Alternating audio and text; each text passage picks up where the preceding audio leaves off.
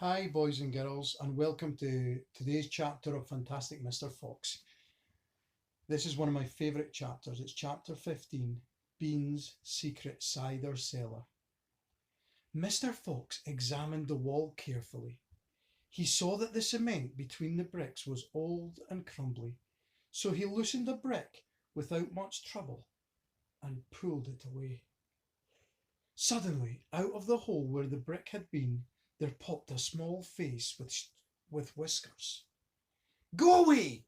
it snapped. "You can't come in here. It's private." "Good Lord," said Badger. "It's Rat." "You saucy beast," said Mr. Fox.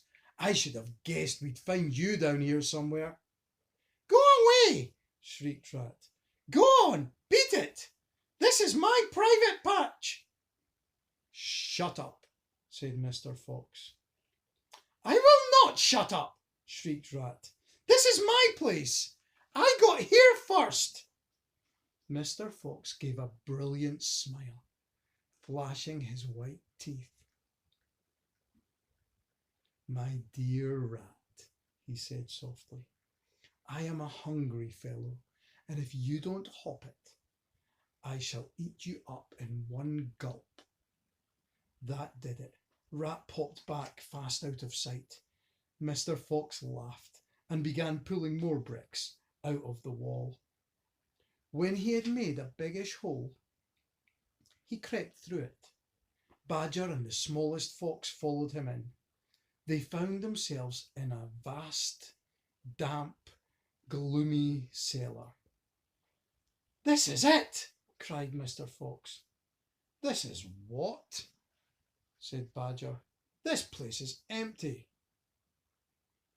"Where are the turkeys?" asked the smallest fox, staring into the gloom. "I thought Bean was a turkey man." "He is a turkey man," said Mr. Fox, "but we're not after turkeys now. We've got plenty of food." "Then what do we need, Dad?" "Take a good look around," said Mr. Fox. "Don't you see anything that interests you?" Badger and the smallest fox peered into the half-darkness. As their eyes became accustomed to the gloom, they began to see what looked like a whole lot of big glass jars standing upon shelves around the walls. They went closer. They were jars. There were hundreds of them, and upon each one was written the word cider. The smallest fox leaped high in the air. "Woohoo! Oh, Dad!" he cried out. "Look what we found! It's cider!"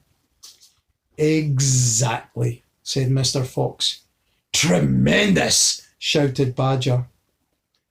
"Bean's secret cider cellar," said Mr. Fox. "But go carefully, my dears. Don't make a noise. This cellar is right underneath the farmhouse itself." "Cider," said Badger, "is especially good for badgers. We take it as medicine. One large glass, 3 times a day with meals, and another at bedtime." "It will make the feast into a banquet," said Mr. Fox. While they were talking, the smallest fox had sneaked a jar off the shelf and had taken a gulp. "Wow!" he gasped. "Wowee!" You must understand, this was not the ordinary weak fizzy cider one buys in a store. It was the real stuff. A home-brewed fiery liquor that burned in your throat and boiled in your stomach. "Ah!" gasped the smallest fox. "This is some cider." "That's quite enough of that," said Mr. Fox, grabbing the jar and putting it to his own lips. He took a tremendous gulp. "It's tremendous," he whispered, fighting for breath. "It's fabulous. It's beautiful." "It's my turn," said Badger, taking the jar and tilting his head well back. The cider gurgled and bubbled down his throat. "It's like melted gold," he gasped. "Oh, Foxy, it's like drinking sunbeams and rainbows." "You're poaching!" shrieked Rat. "Put that down at once! There'll be none left for me!" Rat was perched upon the highest shelf in the cellar, peering out from behind a huge jar. There was a small rubber tube inserted in the neck of the jar, and Rat was using this tube to suck out the cider. "You're drunk," said Mr. Fox. "Mind your own business," shrieked Rat. "And if you great clumsy brutes come messing about in here, we'll all get caught. Get out and leave me to sip my cider in peace." At that moment, they heard a woman's voice calling out in the house above them. "Hurry up and get that cider, Mabel," the voice called. "You know Mr. Bean doesn't like to be kept waiting, especially when he's been out all night in a tent." The animals froze.